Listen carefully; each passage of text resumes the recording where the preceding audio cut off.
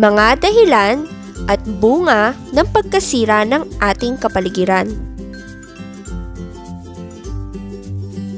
Mahalaga ang ating kapaligiran dahil dito tayo nakakakuha ng ating pangunahing pangangailangan upang tayo ay mabuhay.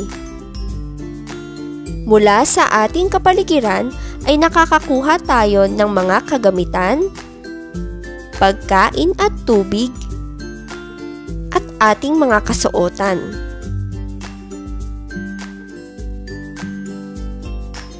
Ngunit, dahil sa pang-aabuso at kapabayaan ng mga tao, ay unti-unting nasisira ang ating kapaligiran.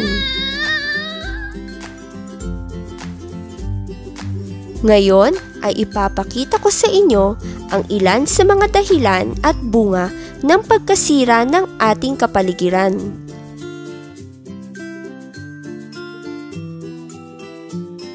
Ang una ay pagtatapon ng mga basura kahit saan. Ito ay maaaring magdulot ng pagdumi ng kapaligiran. Maaari ding magkaroon ng baha dahil nababarahan ng mga basura ang daluyan ng tubig. Maaari ding mamatay ang mga isda sa ilog at dagat dahil sa patuloy na pagtatapon ng mga basura dito.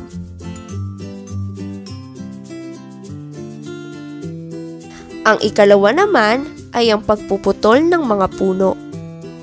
Ang pagpuputol ng mga puno ay isang dahilan ng pagkawala ng tirahan ng ilang mga hayop.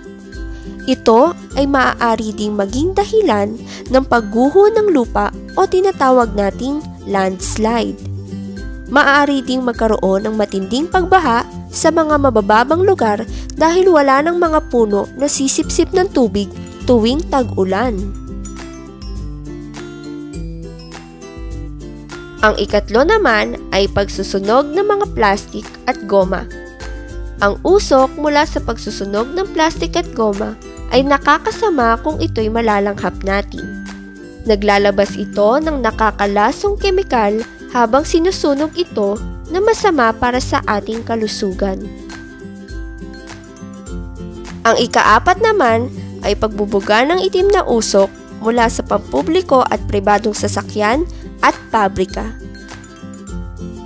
Ang usok mula sa mga sasakyan at mga pabrika ay nagdudulot ng polusyon sa hangin kung saan dumudumi ang hangin at maaari itong malanghap ng mga tao. At ang ikalima naman ay ang paggamit ng mga dinamita sa pangingisda.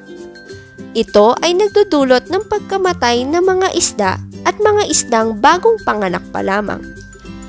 Ito ay nakapagdudulot din ng pagkasira ng mga tirahan ng mga isda gaya ng mga coral reefs. Ngayong alam niyo na ang ilan sa mga dahilan at bunga ng pagkasira ng ating kapaligiran, ano kaya ang pwede nating gawin upang maiwasan ang mga pangyayaring ito?